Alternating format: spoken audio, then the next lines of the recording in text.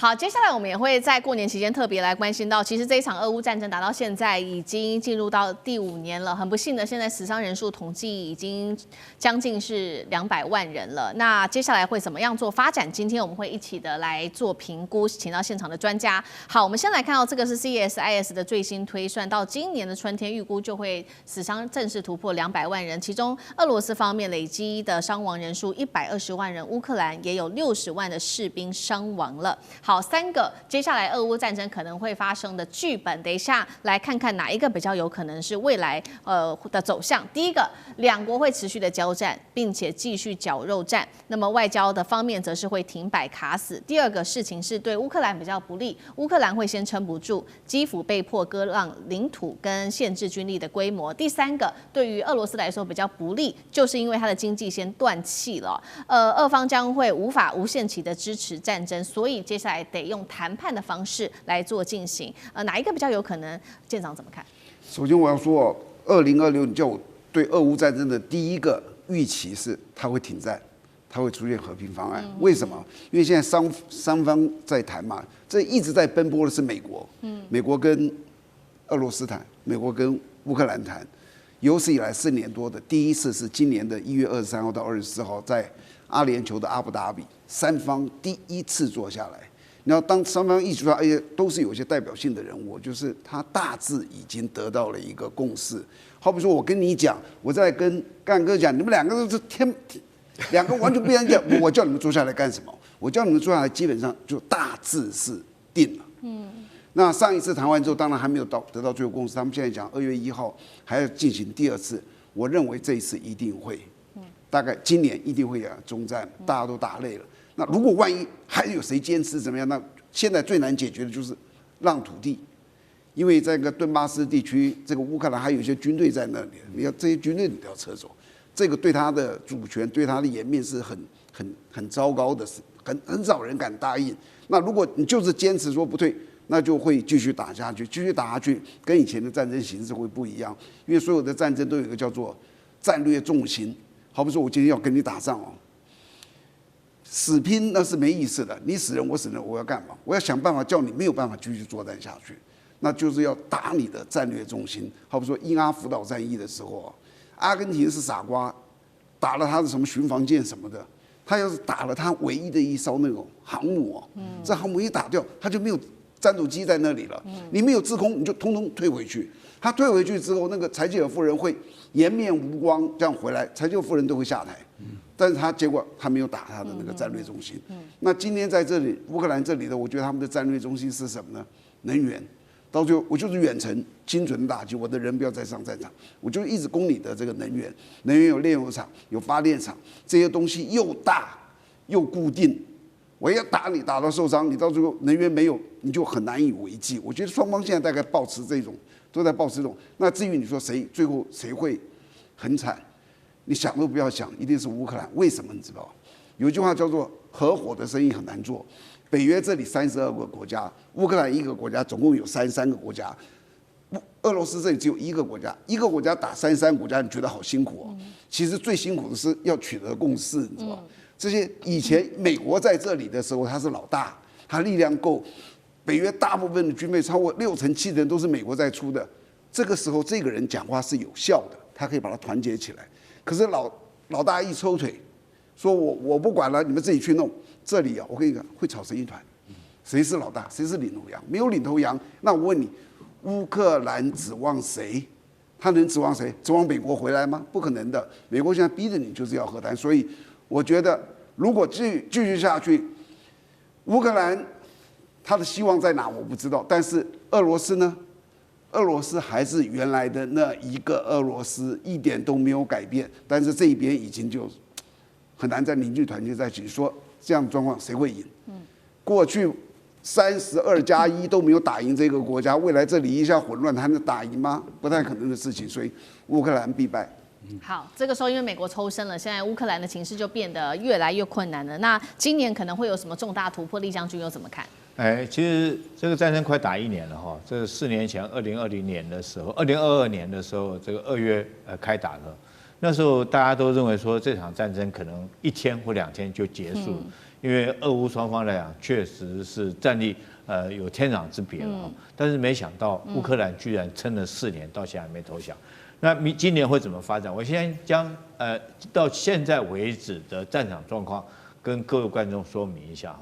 现在战场上面，这个俄罗斯正在展开它所谓的冬季攻势哈，从北边的库皮扬斯克，然后南边的红利曼哈，一直到这个最南边的扎波罗热这边，都在全线发动攻势哈。那战况目前战场上面确实是对俄罗斯有利的，可是它进展速度还是有限，毕竟这个战线是非常长，有1000多公里。这个广大的面积，那他也不可能说一次就这个逼迫乌克兰投降。那原来我们认为是红军村如果说夺取之后控制了这个战略要点，乌克兰可能就要投降了。但是事实上乌克兰还蛮顽强的，到现在为止并没有看到乌克兰愿意投降。紧接着第二点，我们要看这几个国家的脑袋在想些什么。第一个，我们讲的是泽伦斯基。泽伦斯基现在脑袋想的是，他不要当一个这个投降的总统，因为他会变成历史的罪人，所以他现在硬是盯在那边，还继续会撑下去。我想他到目前为止看不出来他有要投降他也不敢投降，不然的话他会被这个乌克兰所谓极右派的人吊路灯第二个，我们看普京在想什么？普京很明显的从跟阿拉斯加再跟川普见完面之后，他开出的条件就已经讲明得很清楚叫乌克兰要无条件全部让出顿巴斯地区。那如果说你不让出的话，他就极可能在这个南边这边继续向赫尔松来发动攻势。所以说是我认为说是这个以普京来讲的话，他会继续再打下去那我个人去年的时候，我曾经到俄罗斯去旅游一趟，我觉得他们社会上面感觉不到战争的气氛，所以他有没有能力打？我觉得他有能力继续打下去。那我们看川普在想什么？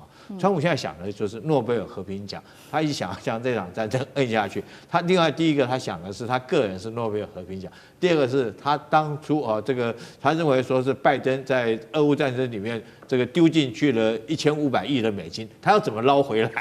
他脑袋想的是这个，就是停止战争以后，他现在想的是这个房地产商战后重建的问题，怎么在重建把美国已经丢进去的钱拉回来？那欧洲在想什么？欧洲想说，如果说是你乌克兰败战的话，那我们是不是直接要面对这只北极熊，直接面对俄罗斯的威胁？所以这个北约这些国家会继续给乌克兰打鸡血，让他们继续撑到底啊！在美国不支援钱没关系，我们凑钱给你，你继续撑到底。所以依照我刚刚以上的判断，我认为说是在今年就是2026年，我觉得俄乌战争目前还看不到一个结束的时候。虽然说双方目前在这个阿联酋有举办会谈，但是谈的都只是一些皮毛的问题了，这个核心问题根本就不可能谈得到。比如说是顿巴斯领土的问题，到现在还没有谈到，谈到的只是一些技术性，怎么样交换俘虏啊，怎么样交换遗体这个伤亡的遗体，谈这些枝枝节节的事情，真的核心问题没有谈到。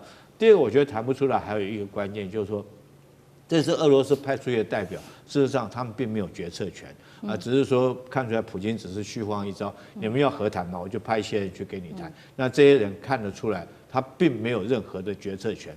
所以在这个，我认为说今年当然对乌克兰老百姓，这是最不幸的一个消息。如果继续打下去，最会被战争这个带到这个痛苦的深渊里面，继续断垣残壁，继续我觉得是俄罗斯的是乌克兰的老百姓那你说战场今年俄罗斯会不会就一举这个夺得胜利？我觉得也很难。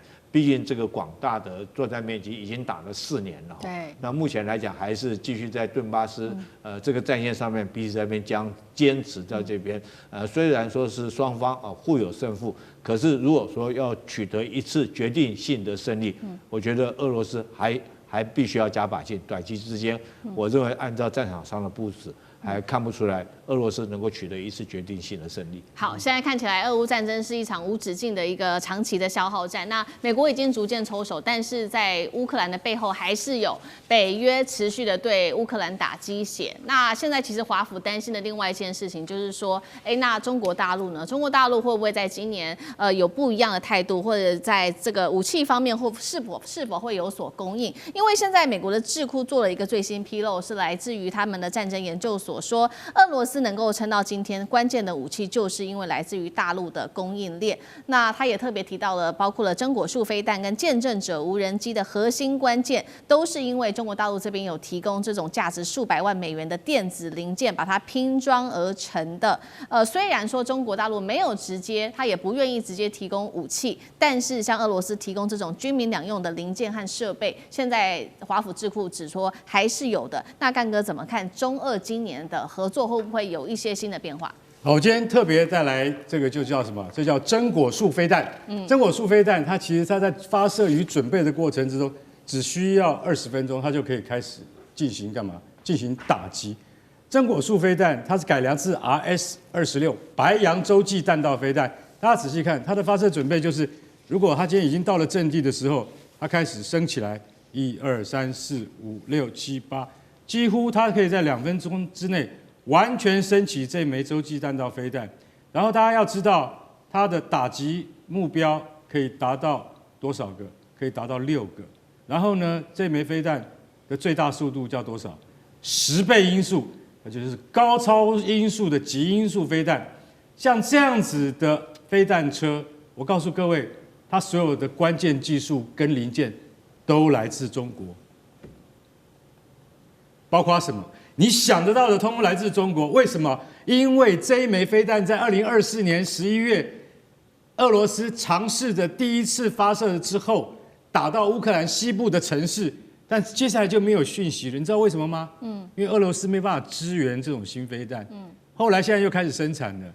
原来我们知道了，北京向俄罗斯提供了生产高超音速飞弹的 CNC 机床设备，这个非常重要，因为俄罗斯没有办法一夜之间，因为它要应付太多了，它还要生产伊斯坎德飞弹，它还要生产各式各样的那种洲际飞弹，所以说它根本没有办法有这么多的产能。它跟美国一样，它面临的问题是一样的，因为俄罗斯的经济已经受到很大的打击，所以它根本支撑不了。于是由北京提供了，我可以告诉各位，微晶片、电子电路板、轴承、雷达、电子战晶体、测量仪等等，这些都是这个飞弹所必须要具有的零组件。那大家就晓得说，哈，原来都是中国在支撑它。对，你知道这个总共多少吗？我现在随便讲一讲，数十亿美金，我们还看不到的不知道有多少。好，你看完了这个洲际飞弹之后，我们再来看有一个更可怕的东西，叫做什么？叫做无人机大队。无人机大队里面，其实俄罗斯使用的是什么？又快、便宜、数量又多，伊朗的见证者无人机。是。好，见证者无人机有个坏处，你知道什么坏处吗？就是说，它要是目标定了以后，它就只是朝它飞去，它没有办法闪，它也没有办法做电子干扰，那就是见证者。但是见证者因为伊朗做的嘛，俄国拿来之后原图纸这样去做，坦白讲很快，生产很快。可是呢，反正这是消耗品，对不对？牺牲很多很大。俄罗斯自己的柳叶刀还比较好一点，因为柳叶刀是什么？柳叶刀是就像我们即将要买的美国的那个 Altius 600跟 Altius 700一样，它是由飞手他就是戴了一个3D 眼镜，然后他在那个过程之中，追击的过程中，飞手也就是操作手，他一定会看着击中目标为止。所以其实柳叶刀是比较精致的一种武器，但柳叶刀就比较贵。那怎么样？没关系，中国来帮你改见证者，中国也出来改见证者，帮你把见证者的能力提升到跟柳叶刀或是接近柳叶刀的程度。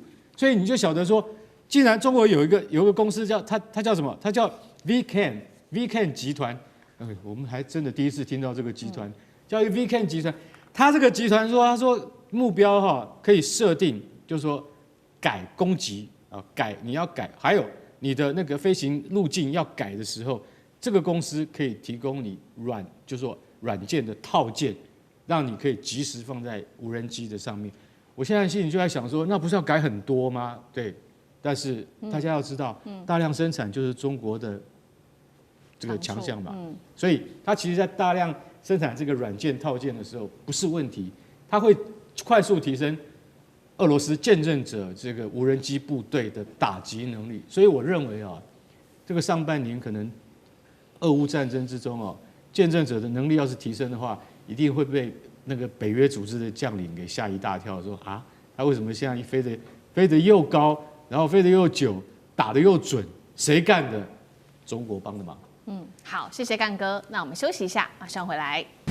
地缘政治、美中之争、战略价值、强权崛起、小国生存，现在与未来洞悉事件走向，掌握世界脉动，全球观点尽在环球大战线。